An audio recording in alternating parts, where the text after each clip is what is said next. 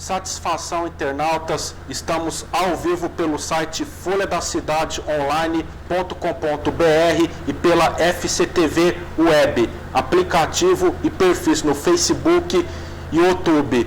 Esclarecemos que comentários ofensivos serão excluídos e perfis bloqueados. A dupla da nossa sabatina de hoje são os candidatos do PSOL, candidato a prefeito Mestre Rodrigo, ex-vereador e advogado, que tem como vice a Lu Cauano, empresária no ramo da causa animal. Sejam bem-vindos, sintam-se à vontade. Iniciamos com o Mestre Rodrigo, considerações iniciais, 3 minutos. Ok. Bom, obrigado a Folha da Cidade que teve essa iniciativa necessária, né, demonstrando a proteção das informações democráticas. É muito importante apresentar os candidatos, e nós do PSOL, eu, Mestre Rodrigo, a Lu Cauano, temos como uma afinidade um projeto de cidade. E aí você vai querer entender, mas projeto de cidade como que funciona? Funcionou porque são 3 anos de partido no qual a gente veio trabalhando, debatendo, café filosófico, escrevendo, escutando, dando ouvido, né? Porque o que mais nós utilizamos é dar ouvido à população. A população queria muito que ela tivesse a voz. E isso então entrou no nosso projeto, foi uma luta incansável. Também as entrevistas nos fortaleceram e nós começamos a fazer a provocação. Porque não é necessário você também ser obrigado a acreditar ou ficar seguindo à risca nossos projetos.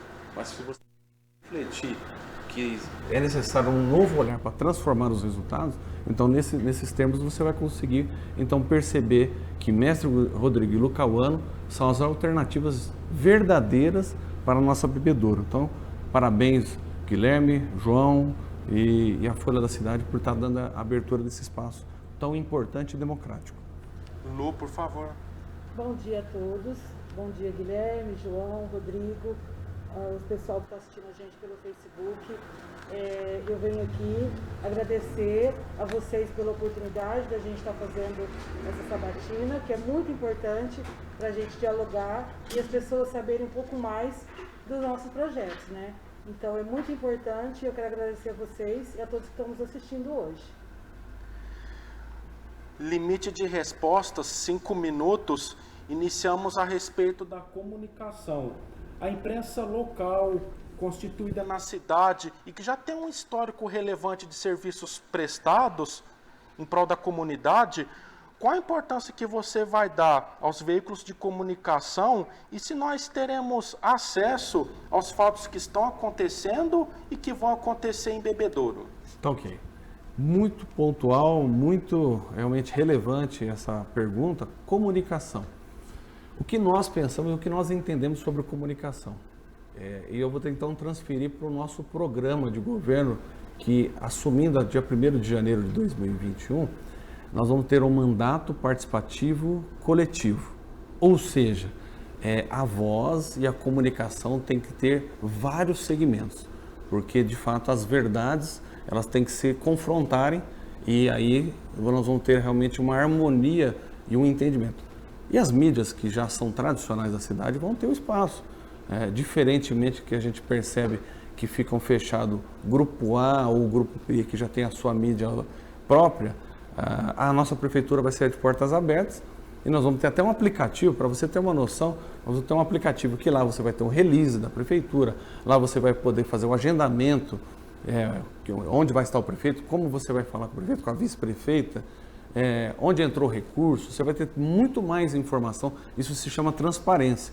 Na palma da mão, um celular, você tem aí no seu celular, você tem um internet bank, você tem o WhatsApp, redes sociais, e você vai ter um aplicativo da prefeitura. E lá, todo veículo de comunicação vai ter o acesso do que está ocorrendo na nossa prefeitura. Desde a parte técnica, desde a parte das atividades do executivo, quais foram os projetos que foram encaminhados para o legislativo, o que chegou para Bebedouro como emenda, como está sendo a aplicação, enfim, essa transparência, todos os veículos de comunicação vão ter em nós essa certeza que vai ter o espaço que até então a gente percebe que dependendo do gestor, fica um pouco contrariado. Eu sempre fui democrático, o pessoal luta pela democracia, sempre foi assim, não vai ser diferente conosco. E a Lu também tem feito essa pontuação e assegurando que ela vai ser uma vice-prefeita atuante, ela vai ter uma caneta. Então ela também defende, né? Eu acredito que se transferir essa palavra para ela, que ela tem um tempinho, ela pode até considerar o que nós pensamos, mas o mandato participativo coletivo vai ser a sociedade e a comunicação como realmente um patrimônio nosso. Eu queria complementar.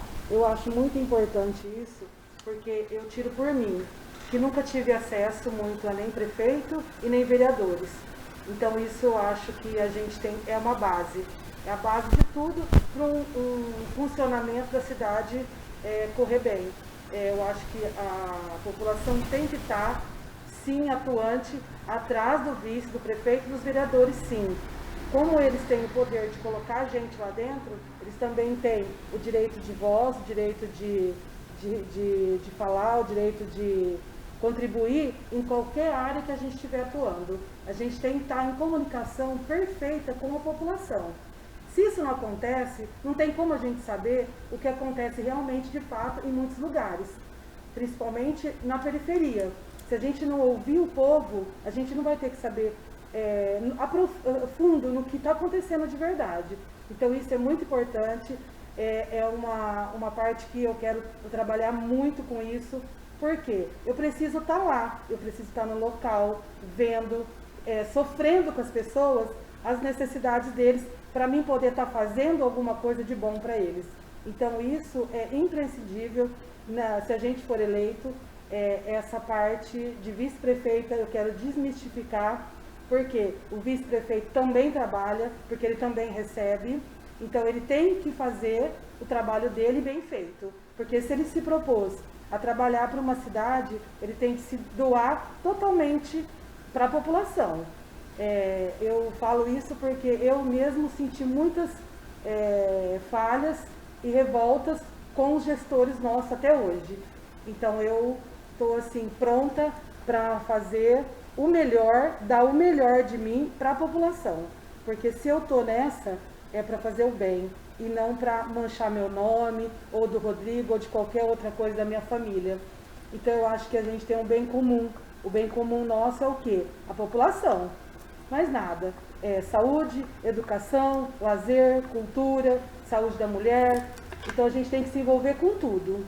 Então essa é a minha meta, trabalhar. O assunto seguinte é a respeito do SAEB, uma questão que gera preocupação no município. Na sua administração, caso for eleito, vai ter concessão, privatização, parceria público-privada ou não? SAEB é nosso. Isso a gente tem passado em cada bairro da cidade, em cada cantinho onde a população necessita do bem, do direito que se chama água, o saneamento básico. E o SAEB é a autarquia que tem isso como a sua competência. Já digo de pronto, não terá privatização. Digo de pronto, não haverá concessões. É um patrimônio nosso. Nós temos que fazer a inversão de prioridades. Se o SAEB é nosso, nós temos que primeiro supervalorizar e dar o apoio ao servidor público, que nos últimos 8 anos, por exemplo, ele não percebeu o aumento real para os seus ordenados. Por isso que a gente percebe que eles estão desmotivados. Se o SAEB tiver um choque de gestão, inversão de prioridades, o funcionalismo público já vai começar a atuar de outra forma. E aí sim, por ser o SAEB uma autarquia nossa, que é nosso e nós vamos lutar até o fim que ser do nosso, nós vamos começar a ensinar a plantar água. Você vai falar, mestre, mas o que você está falando? Você pode acompanhar até na rede social, nós já explicamos sobre o plantar água, mas eu vou resumir um pouquinho. Hoje se gasta muito para ter uma água de qualidade, porque é cloro, energia elétrica. Se você plantar água, ou seja, fazer a drenagem, fazer as guias para que conduza essa água e o próprio solo seja o filtro natural e a gente reaproveitar essa água, é mais econômico, é mais saudável e a gente vai ter resultados a curto, médio e até longo prazo. E aí sim, com um estudo mais aprofundado do SAEB, nós vamos poder ter novos poços profundos e novos reservatórios. Agora, da água da chuva, que você que mora no bairro, e muitos bairros da cidade, por não ter as galerias pluviais, então existe um alagamento. Nós vamos ter que ter esse projeto para capturar essa água, direcioná-la a ela para um local seguro e reservatório e assim reaproveitá-la. Então, o SAEB, se for nosso, é muito mais econômico. Agora, se eu privatizar, vamos pensar assim, com quem que você vai reclamar? Se nós privatizar o SAEB, para quem que você vai reclamar? Você consegue reclamar com o dono? Porque aí se tornou mercadoria. E se tornou mercadoria, o cara quer lucro. Vê a nossa cidade amiga aqui, vizinha, Terra Roxa, que tem a Sabesp, quanto que custa uma água do morador de Terra Roxa? É um exemplo clássico. Então, jamais você vai ver qualquer iniciativa do PSOL, do 50, de transformar um direito em uma mercadoria. Por isso que nós votamos, até eu quero falar isso porque vocês precisam saber por que votamos contra o marco do saneamento básico nacional. Nós votamos contra porque nós entendemos que é obrigação, é um serviço público essencial e é obrigação de cada ente federativo cultivá-lo e mantê-lo, porque isso é constitucional. Perceba que nós não fomos contra a melhoria do saneamento, muito pelo contrário, nós fomos contra transformar um direito seu em mercadoria. Perceba isso. E isso dá para você fazer uma analogia sobre a concessão que é da energia elétrica, quanto que você paga de energia elétrica, porque é uma concessão. Você tem para quem reclamar? Então siga o nosso pensamento, o nosso plano de governo está muito bem explicado que o SAEB sempre será nosso e o funcionário público que está lá dentro, alojado, que precisa de um reconhecimento, terá no nosso mandato a partir do dia 1º de janeiro do ano que vem. Bom complemento, Lu? Não. Seguimos em frente, então. Quais são os projetos para a geração de emprego e renda e vinda de empresas e indústrias? Ok. Assunto muito atual e um assunto que eu venho martelando. Quando começou as ondas das reformas, nós já vimos se posicionando contra tudo isso aí. Porque a gente percebeu que esse liberalismo econômico que tentaram implantar no Brasil afora, goela abaixo, não funcionou. Você sabe que a reforma trabalhista não teve efeito para você na prática. Você que sabe que a terceirização também não surtiu efeito. E pior, a maior fonte de bebedouro, pasmem, que é a aposentadoria, a previdência social, a maior fonte, porque nós temos 18 mil aposentados e pensionistas, que gira economicamente por mês aproximadamente 30 milhões. Agora, eu ataco aquele que mantém a nossa economia local. É um absurdo, né? Por isso que a gente sempre foi contra, fizemos abaixo-assinado contra tudo isso daí. Mas assim, para o município eu vou transferir o que nós vamos fazer, já que a gente sabe que a maior fonte é a Previdência Social. Nós vamos defender e trazer de volta, né? Porque aqui a gente só tem a agência da Previdência, trazer de volta a Procuradoria, porque está em Araraquara. Por quê? Porque as decisões vão ser aqui, ou seja, sejam mais céleres. E não somente isso, a Prefeitura é a segunda maior fonte. Se ela é a segunda maior fonte, eu tenho que cortar radicalmente altos custos dos comissionados, colocar o dinheiro no servidor de referências menores, para que ele consuma e continue investindo no município. E terceiro, se nós sabemos que serviços e comércio é a terceira maior fonte de renda do município, nós vamos ter que propor para a nossa cidade as galerias, que deu muito certo. O nosso candidato a prefeito lá de Belém, o Edmilson Rodrigues, ele fez uma revolução lá em Belém do Pará, galerias, dando espaço para aquele que era autônomo, que não tinha a sua empresa, criar a sua empresa, fazer um mutirão, né? Criando novas empresas e ter local para alojar esse empreendedor que, em vez dele pagar um aluguel caríssimo, você sabe quanto que é um aluguel hoje, ele pode pagar para a prefeitura uma ocupação do solo, do espaço dentro da galeria ou do shopping popular, porque a gente sabe que já existe um shopping normal vai estar se construindo um shopping da elite e nós vamos ter o shopping popular. Portanto, nós vamos dar realmente uma vazão, um investimento para gerar essa economia. E aí que está. Se a gente fizer tudo isso daí, nós vamos arrecadar mais, arrecadando mais, reaquece a economia de novo, porque tudo você transfere para a própria economia local. Então a gente sabe como fazer, temos experiência de grupo, de partido, que funcionou. Então é por isso que se chama inversão, a gente tem batido muito na tecla.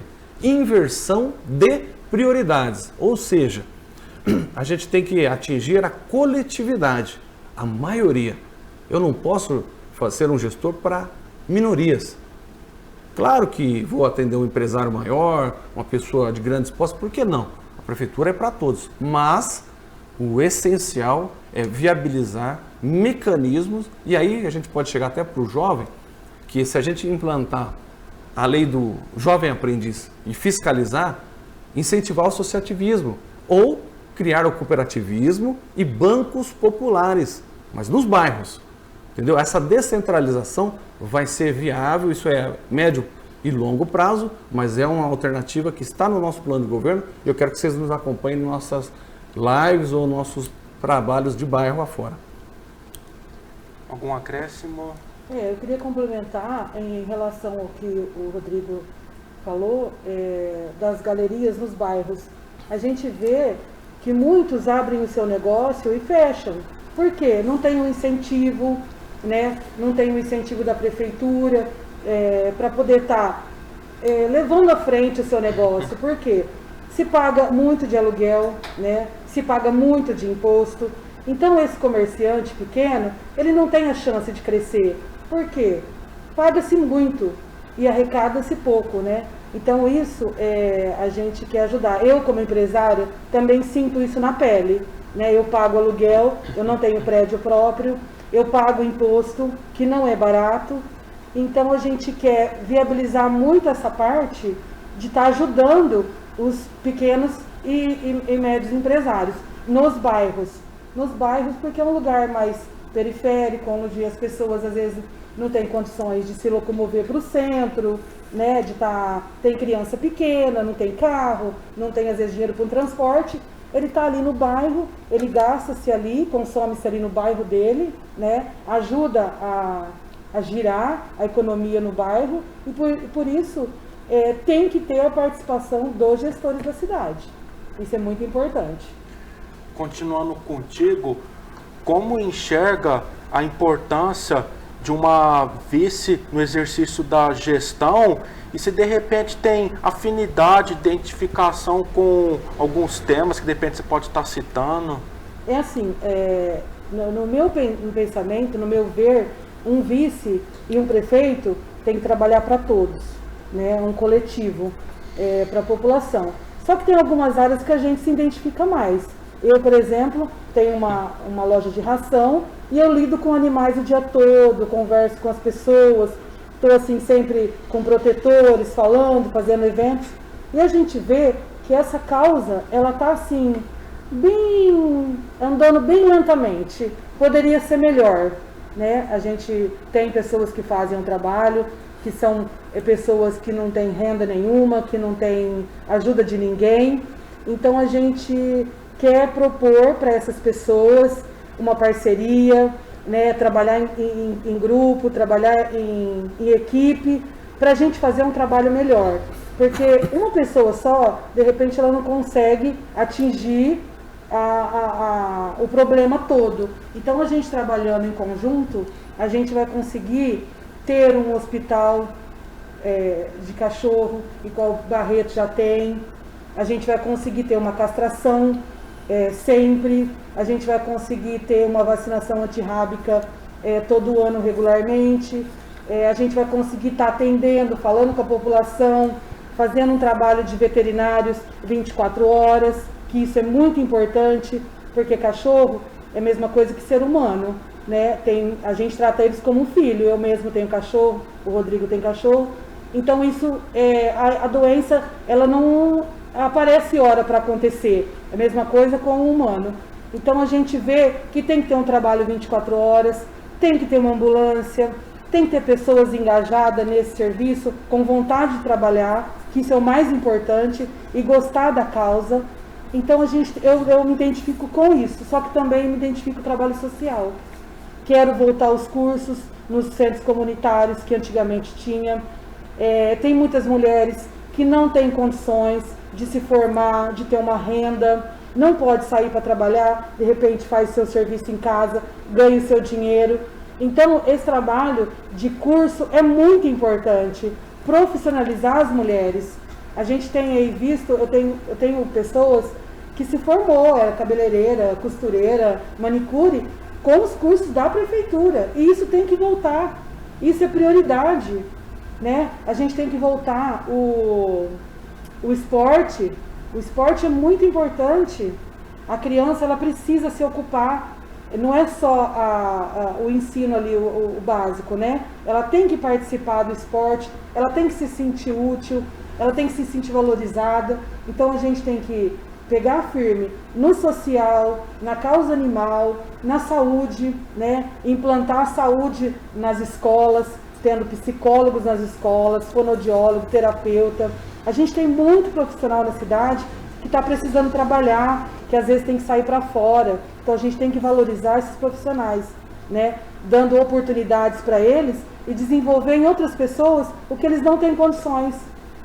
Então isso a gente, o vice-prefeito, eu como vice-prefeita, se caso eleita, eu vou trabalhar muito, muito forte nesse trabalho. E assim, você entra, mas se o prefeito não autorizar, você não faz.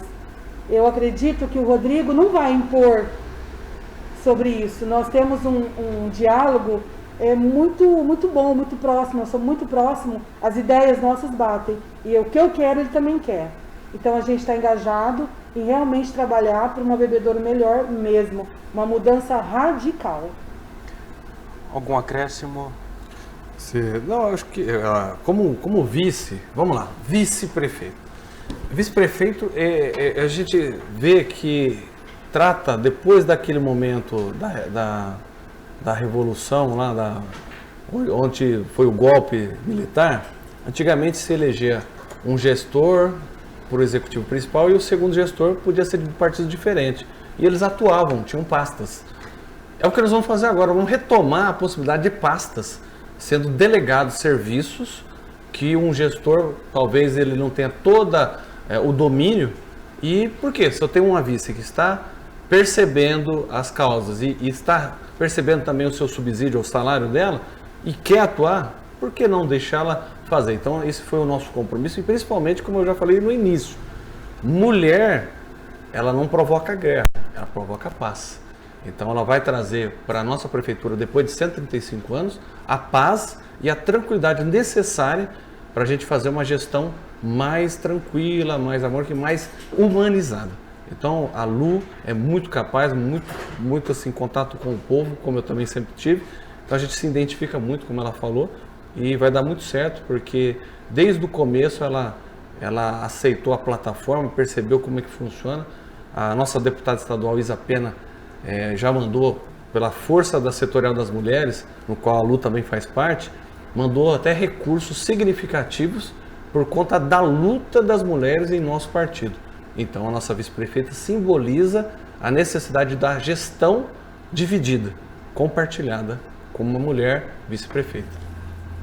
Como será estruturado o plano de carreira para valorizar o funcionalismo municipal? Pois bem, quando eu estive no Legislativo, eu apresentei um anteprojeto de lei para a educação. O plano de carreira da educação foi aprovado naquela oportunidade, de 2009 a 2012, e depois a atual gestão veio emendando e aí ficou como uma coxa de retalhos, né? E aí desestruturou esse plano de carreira. É a nossa proposta, valorização do servidor público, que começa realmente desse plano de carreira estendido a todos os setores. Por exemplo, a Guarda Municipal, passou da hora da Guarda Municipal ter esse plano de carreira, a garagem, enfim, a saúde. Temos que pensar isso como um macro, né? E aí a gente tem que ter um olhar sensível, inclusive, nas autarquias.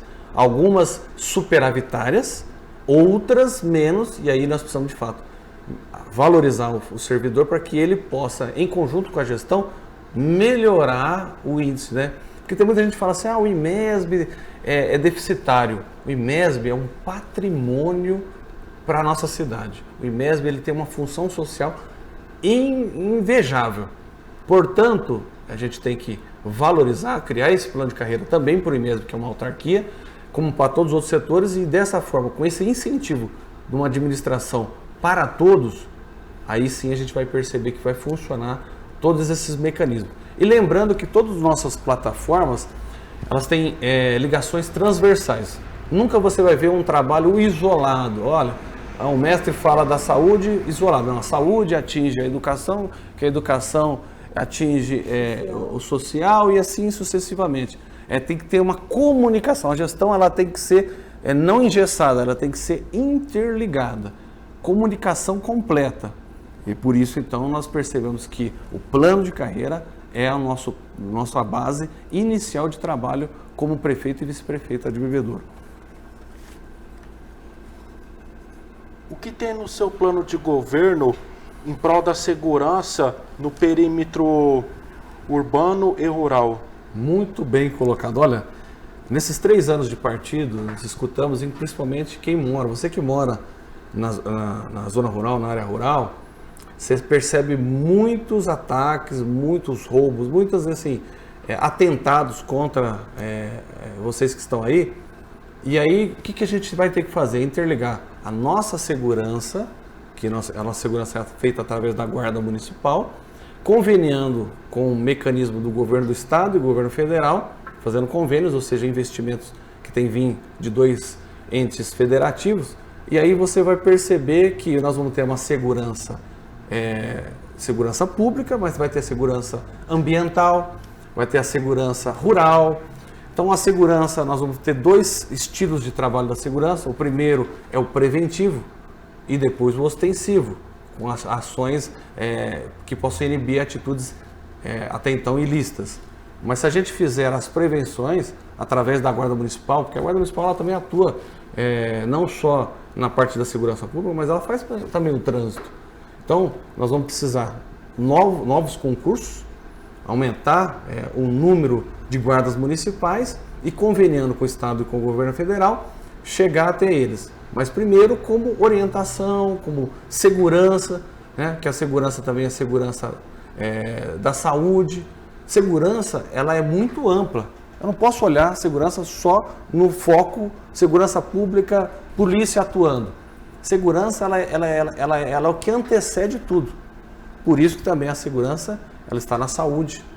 Você sabe que tem muitas pessoas que precisam de ser contidas, que ela tem alguma deficiência, ela tem algum problema mental. Quem sempre tem alguém no CAP sabe o que eu estou falando. E sempre a guarda está lá. Se a gente preparar a Guarda Municipal, como trabalhar com essas pessoas que têm essa deficiência, quer dizer, a segurança ela não pode ficar isolada a um só assunto. Ela transcende e chega na saúde. E é necessário. Então, a valorização da guarda.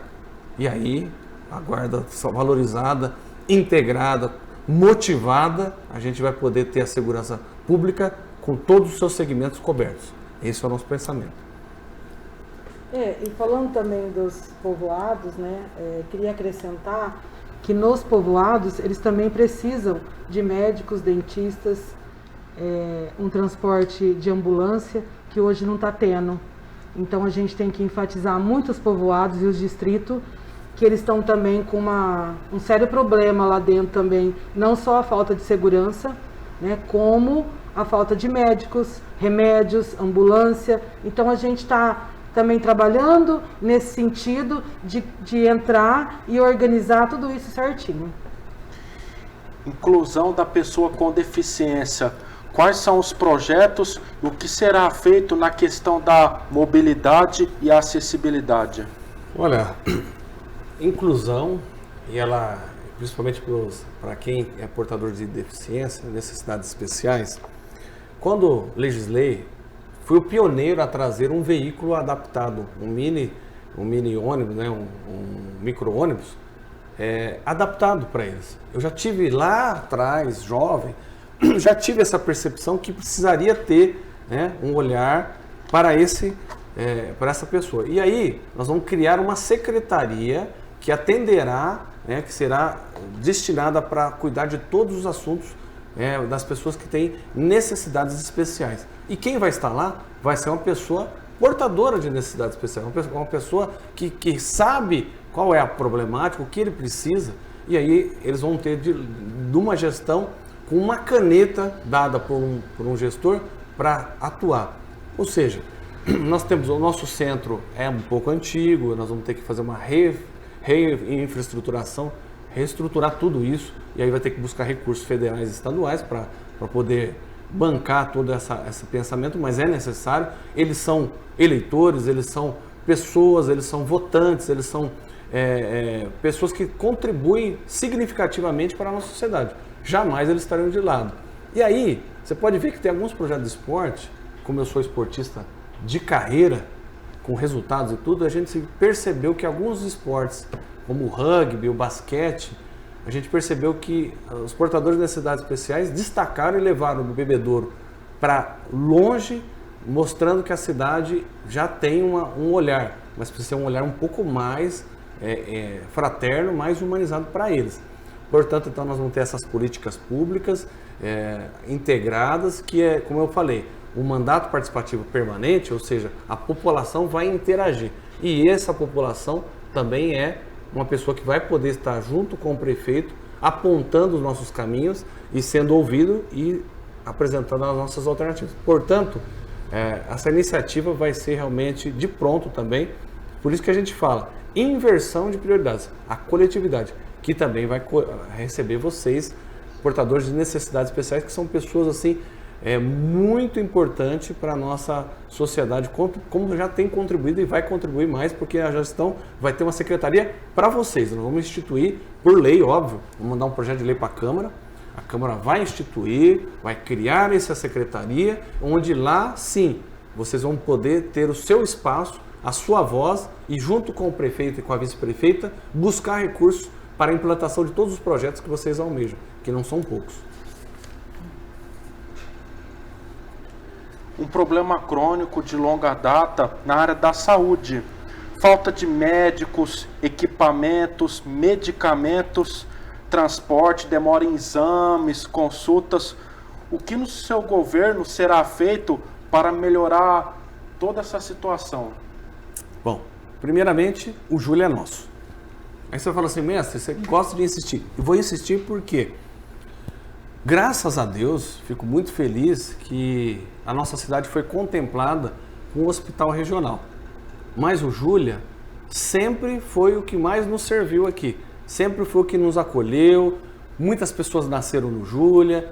Muitas pessoas, infelizmente, foram embora também no Júlia, porque por mais que teve todo o trabalho, faltou algum investimento. Portanto, nós do PSOL, e eu fui candidato a deputado federal em 2018, candidato único, o PSOL honrou os votos através do deputado federal Ivan Valente e mandou R$870 mil para a reforma da clínica médica do Júlia.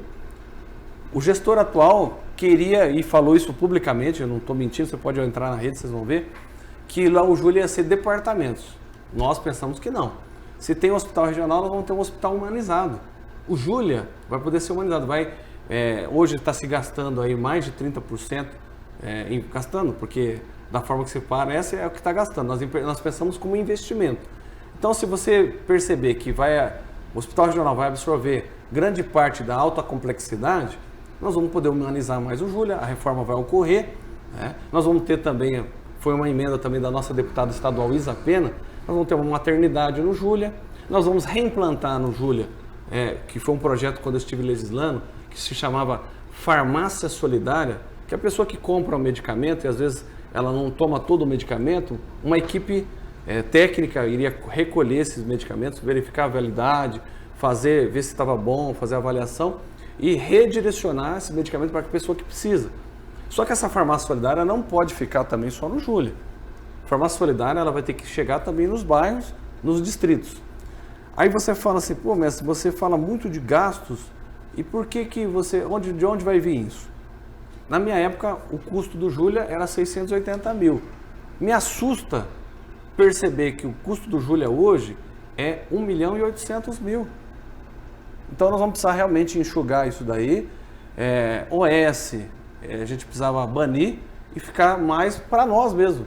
Vamos fazer, se for o caso, vamos fazer processo seletivo ou contratar mesmo através de concurso. Ou seja, um hospital, já que vai ficar só mais para nós vamos poder ter um olhar mais técnico, mais tranquilo e que vai ter mais recursos para isso. E aí que está a grande questão. Nós temos uma proposta que se chama saúde preventiva. O que é isso? Nós vamos ter uma equipe multiprofissional, médico, enfermeira, fisioterapeuta, assistente social, professor de educação física, pessoas que vão ajudar a diagnosticar preventivamente os problemas. Porque quando você vê a pessoa elogiando que o Júlia Pinto tem um bom pronto-socorro, é que falhou a prevenção. Então nós temos que fazer esse trabalho na origem. E aí ele se transcende sobre a saúde, chegando até na educação. Porque se a gente fizer a saúde na educação, a saúde dentro da educação, aí você vai perceber que a criança, que ela precisa aprender, talvez ela tenha alguma limitação que não foi diagnosticada. E aí com esse cruzamento de informações, esse dossiê da escola, da saúde ou do assistente social, nós vamos poder estar gastando menos e aí sim perceber que é investimento. Quando você antecede, você investe para poder no futuro não ter que gastar mais. Porque é um funil, a saúde é muito simples para você entender. É um funil inverso, tá? Deixa eu terminar de tomar água aqui, ó. Imagina que fosse um funil, aqui entra, ó, bem pequenininho, entra o recurso. Só que tem muitos lugares para atender. Então nós precisamos pensar que se a gente fizer a prevenção como uma medicina alternativa, o que é medicina alternativa? Vamos incentivar o médico a receitar ervas medicinais, vamos pedir para o médico fazer uma acupuntura, fazer uma quiropraxia, fazer outros mecanismos orientais que são mais econômicos e que em Campinas, eu não estou falando, não é um projeto da minha cabeça só, está dando muito certo, funciona e tem um tratamento terapêutico continuado que é mais barato do que só em drogas. Você que é de bebedouro sabe o que eu estou falando. Nós tínhamos antes 4 unidades da saúde em bebedouro. Nós tínhamos o Sazembe Saúde, que nós vamos reimplantar, que isso é nosso compromisso com o servidor público. Nós tínhamos a Santa Casa, o Júlia e o Samaritano. Hoje se resume a 2, que é a Unimed e o Júlia. Que bom que o hospital regional chegou, vai ficar 3 serviços. E aí, a Lu e eu vamos sair para buscar novos parceiros, para trazer mais uma empresa de saúde particular para concorrer com a Unimed, que seja mais democrático e que tenha o melhor preço. Porque saúde é prioridade. Eu não gosto de ver só aumentando o número de farmácias na cidade de Bebedouro. Então a cidade está doente. Nós temos que reduzir isso drasticamente, com medidas enérgicas, medidas pontuais que possam chegar antecedendo o problema maior. Um complemento. Educação, esporte e cultura. Quais são as propostas para aplicar em seu mandato? Pois bem, educação é um sonho de toda pessoa que é progressista. A educação é nossa e a gente está vendo um desmonte nacional com a educação. Você pode perceber que eles querem valorizar as escolas particulares, e não somos contra nada disso, mas se a gente investir na educação pública, porque nós temos bons prédios, temos bons profissionais, se a gente fazer mais investimentos, a gente vai perceber que a gente vai recuperar a nossa essência. E sabendo disso, como já foi falado do plano de carreira do docente, nós temos que também pensar numa cidade universitária. Você sabia? Ó o que nós temos em Bebedouro. Acompanha comigo o raciocínio. Nós temos o IMESB, que é a autarquia do município. Nós temos a Unifafib, que chega a ter quase 7.000 jovens estudando na Unifafib. Nós temos o SESI, o SENAC, a FATEC. Gente, Bebedouro é uma cidade universitária. O que temos que fazer? Nós, como gestores, temos que abrigar, acolher todos esses discentes, que eles cheguem até Bebedouro, que tenham um acolhimento, criar um bairro universitário para trazer pessoas ficarem aqui, estando em Bebedouro. Quantos ônibus, você sabe o que eu estou falando, quantos ônibus não tem espaço para alojar os ônibus que vêm de fora para estudar em Bebedouro? Então nós precisamos que a educação, desde a base do ensino fundamental, no ensino médio não faz parte da nossa grade, mas enfim, a gente vai precisar sempre acolher os nossos parceiros do Estado. E o ensino superior tem que ter esse olhar mais humanizado, mais atrativo. As pessoas ficam reclamando, você vê, coloca o ônibus numa praça. Não, vamos criar um ambiente para que as pessoas se sintam bem. Olha, eu adoro ir em Bebedouro, porque lá é uma cidade universitária. E aí que dá a grande questão. Se for uma cidade universitária, nós temos que ir no IMESB, que é nosso, criar novos cursos. Quais? Veterinária é um deles, que é o que a gente tem pensado. Se a Lu tem uma pauta tão forte que se chama causa animal, nós vamos trazer um curso de veterinária para o IMESB e outros mais. Por que não sonhar, como o Dr. Pedro Pascoal, quando criou o Júlia Pinto Caldeira, ele tinha um pensamento de ter um hospital escola. Esse era o pensamento do Dr. Pedro Pascoal. Quem sabe um progressista, depois de tantos anos, está com o mesmo pensamento dele lá atrás, de criar a medicina para a nossa autarquia. Ou incentivar nossos parceiros que tenham a medicina em Bebedouro. Ou seja, investir na educação é, mais do que nunca, a nossa prioridade. Portanto, nós temos um projeto de creche permanente, não creche parcial. Nós vamos ter que garantir a creche permanente e que se chama Cantinho Coruja, que foi um projeto da Marielle Franco, que deu muito certo no Rio de Janeiro, porque é o seguinte, tem muita gente, tem muita mãe, muito responsável por uma criança que precisa estudar para evoluir, para crescer, para ter um pensamento maior, uma formação, e não tem com quem deixar a criança. Ou trabalha à noite também. Quantas pessoas responsáveis por crianças trabalham à noite e não tem onde a criança ficar? Então, o Cantinho Coruja vai ser das 5h30 da tarde até as 11 horas da noite, local da creche mesmo, com os mesmos profissionais, ou vai ter que ampliar, né? Para que possa acolher a criança, que ela possa ser realmente recebida, ter um tratamento para que a pessoa continue evoluindo. E aí que está, por fim, a tecnologia. A tecnologia, temos que fazer a parceria público-privado e fazer, como a nossa cidade, ela como fosse uma cidade satélite, investimentos e estudos continuados. Porque quem se forma, e as pessoas reclamam isso para a gente, né, Lu? Tem que ir embora de Bebedouro, porque não tem continuidade, não tem espaço. Conosco vai ter, porque nós vamos pensar nesse projeto para longo prazo e a educação, ela vem desde a base até o nível superior, ou, por que não, a parte científica, que é a educação também.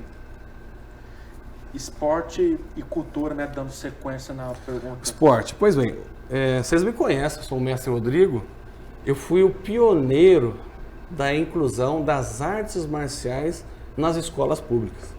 Fui o pioneiro, no Brasil, mas foi feito aqui em Bebedouro. Cheguei a ter 1.500 jovens no meu projeto, que ele transcendeu, cresceu tanto, que nós chegamos a ter um departamento de esporte vinculado à educação e ao social, que eram as inclusões que a gente conseguiu promover, nós tínhamos 9.000 jovens. Nessa última gestão, a gente percebeu o declínio. Hoje você não encontra nem 1.000 jovens no esporte mais. Nós vamos reimplantar esse projeto que funcionou, deu certo, porque quem estava com a gente que ia competir, por exemplo, tinha lá uma fruta de manhã, um café da manhã, tinha o almoço, tinha inscrição garantida, tinha o veículo, tinha janta, tinha materiais esportivos, porque o esporte, pode ver países evoluídos, países de primeiro mundo. A Olimpíada está aí e prova. Quem que ganha as Olimpíadas? É os Estados Unidos, é a Rússia, é a China, o Japão, o Canadá. São países que têm como prioridade o esporte. E nós vamos fazer dessa forma.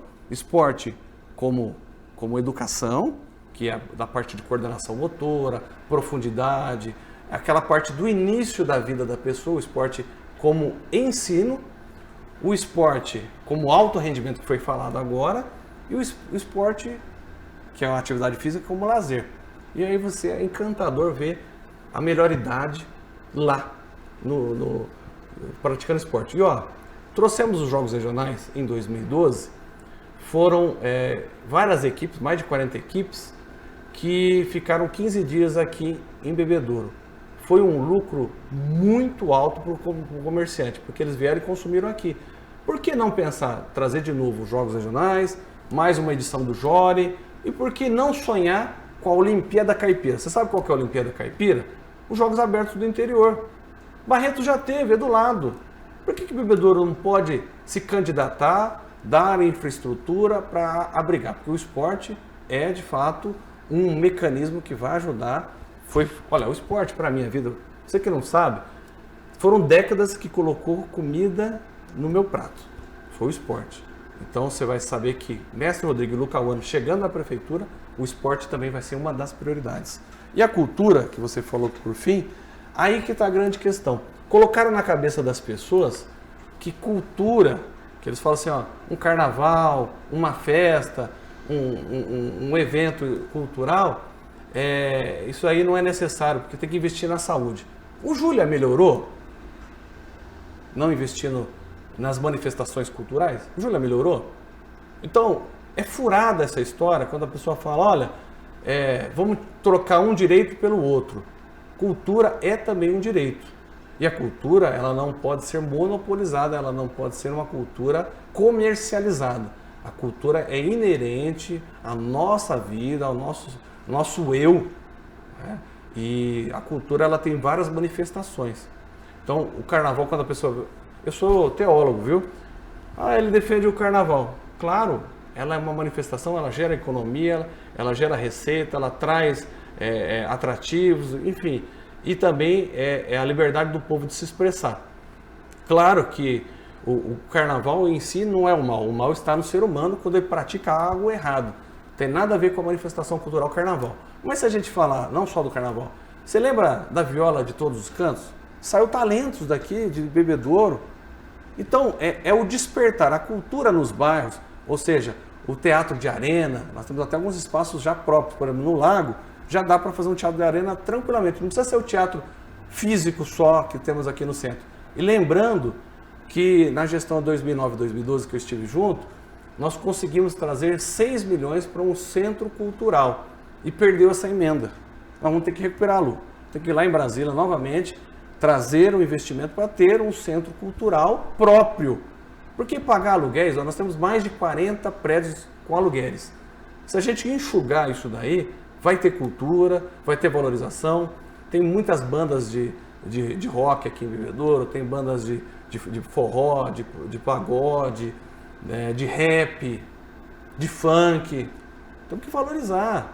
O teatro, você lembra como era lindo? Você que viu já fanfarras, bandas marciais, nós tínhamos também a orquestra. Por que tudo isso morreu? Nós temos que reimplantar. E aí, eu garanto para vocês que nós vamos ter que colocar um projeto de lei para a Câmara aprovar de garantir 2% do orçamento para a cultura, para que isso comece a implementar uma coisa que ainda não existe, está engatilhando. Para ficar na transparência, até em obediência, a duração de tempo aí da transmissão, temos aproximadamente 10 minutos, mais 2 perguntas e as considerações finais, ok? Como serão as ações relacionadas ao meio ambiente de acordo com o seu plano de governo? Bom, o meio ambiente é nosso também e a gente tem falado muito sobre a permacultura, que é a cultura da permanência. Olhar realmente um olhar mais voltado, por exemplo, criar programas da calçada verde, o IPTU verde progressivo, valorizando esses mecanismos, fazer a coleta seletiva verdadeira, criar também, realmente, replantar árvores. Olha o calor que está em Bebedouro hoje. Quantas árvores foram retiradas e não foram replantadas com uma expectativa de curto e longo prazo? A gente está percebendo isso. Falei já sobre o plantar água, então o meio ambiente faz parte de tudo isso. E o meio ambiente, os animais estão dele. Não é só o cachorrinho, o gatinho. Lá tem um cavalo, tem a vaca, tem a cobra, os répteis, enfim. Todo o ecossistema tem que ser preservado porque eles retornam para nós. Não adianta a gente construir, colocar pavimentações asfálticas e depois a gente perceber que a gente vai ter problema. Então, O meio ambiente é o nosso programa, nós vamos defendê-lo com muito rigor. Segundo ponto. Perdão. Algum complemento, Lu? Não. Como será trabalhada a gestão do dinheiro público? O que será feito para arrecadar, economizar e investir? Dinheiro público é precioso. Eu, como esportista, nunca precisei de dinheiro público, viajei, levei o nome de bebedouro, e a gente sabe que tem que incentivar as pessoas que não têm dinheiro para isso. Gestão pública se faz economizando. A gente garantiu, já em todos os comícios que nós estamos nos bairros, que aqueles 3 veículos do gabinete vai ser vendido e nós já vamos colocar como ambulância. Tá? Porque enquanto o bebedouro não melhorar economicamente, não é possível eu ficar usando o veículo público, sendo que as pessoas que nos serviços essenciais não têm. Então, nós vamos trabalhar e essa arrecadação ela vai se fazer com incentivo. Por exemplo, nós temos um dinheiro preso, são mais de 32 mil processos no fórum. Nós vamos pedir, mandar o projeto para a Câmara Municipal, aprovando que nós vamos fazer uma campanha e diminuir o número de processos lá. Ainda tem milhões de bebedouro presos nos processos de execução. Então nós vamos recuperar a economia imediatamente onde já tem, que é onde já está em execução. E segundo, é a fiscalização. Nós temos que aumentar o número de fiscalização, porque se a pessoa tiver fiscalização, ela vai poder investir. E aí aquela pessoa que é um contribuinte, que é fiel às contribuições PTU, ISS, vai ser o contribuinte premiado. Ele vai receber lá um ticket que ele vai concorrer a um carro, a um prêmio menor, mas isso incentiva a captar recursos. A gente precisa saber que o recurso ele existe, mas precisa ter um mecanismo para o recurso entrar no cofre público. Ficar achando que eu tenho o direito de receber e não cobrar corretamente ou não incentivar a arrecadação fica difícil. Então, portanto, esse é um dos meios que a gente vai trabalhar. Agradeço desde já a presença da dupla. Considerações finais, temos aproximadamente 5 minutos. Vamos começar com o mestre Rodrigo e concluir com a Lu. Eu queria falar sobre isso, que a nossa gestão vai ser gestão radical, curto, médio e longo prazo. Tem muitas propostas que ela tem cada um a sua perspectiva. E nós, assim, nós não temos coalizão. Nós não participamos de projeto de poder, e sim de um projeto de cidade. E se nós participamos de projeto de cidade, tem que ser diferente. Então, o que nós propomos é o que nós, na prática, e o que o nosso partido faz. E uma outra questão é que nós vamos ser um gabinete não de Facebook, vai ser um gabinete itinerante. Você vai encontrar o prefeito e a vice no bairro, levaremos o orçamento participativo para que cada fatia do nosso orçamento seja aprovado pela população. É isso que a gente quer pensar.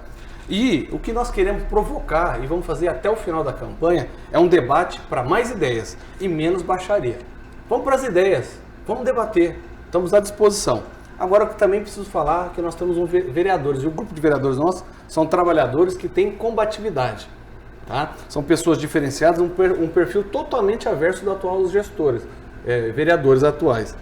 E valorizar, de fato valorizar as mulheres. No nosso partido, a mulher tem voz, sim. Então, no dia 15 de novembro, vote pela diferença. Vote para quem tem um olhar alternativo, para realmente um olhar novo, para transformar o projeto de cidade. Porque é um olhar novo para a transformação. Por isso que eu tenho que pedir o seu voto. Sou o mestre Rodrigo. Às vezes você não precisa gostar de mim, eu já sou casado, tá? Goste de bebedouro. Se você gosta de bebedouro, você tem que votar algo diferente. Então vote mestre Rodrigo e Lucauano 50. Vamos lá. Eu também queria fazer as minhas considerações, agradecer a toda a população que me recebeu muito bem como candidata a vice-prefeita. Eu estou muito satisfeita com o resultado disso. A gente até nem espera que teria essa popularidade. Então eu deixo aqui o meu compromisso, o meu respeito e a minha honra de ser bebedourense e estar representando a minha cidade, ter essa oportunidade de representar a minha cidade. E quero fazer isso muito bem em todas as áreas, tanto na mulher, como na educação, na saúde, no lazer. E isso é um compromisso que eu tenho com a população. Eu peço o seu voto né, no dia 15 de novembro, mestre Rodrigo e Luca Uano, e pense nos nossos vereadores também. Eu desejo aqui uma boa tarde a todos, uma semana abençoada, e que Deus nos abençoe e nos livre de todos os mal. Muito obrigada e bom dia. Externo minha gratidão aos internautas, à Folha da Cidade pela oportunidade. Não deixa de conferir as nossas versões impressas que circulam aos sábados. Até a próxima. Deus abençoe a todos. Uma consideração final. Claro. Parabenizar, viu, o Guilherme e João. Vocês estão mantendo e fazendo a luta junto conosco, a mesma corrente da informação democrática. Isso é essencial. Parabéns mesmo. Obrigado. Parabéns. Obrigado. Obrigado você que nos acompanhou. E hoje, Alvorada e Califórnia. Estaremos lá. Ok.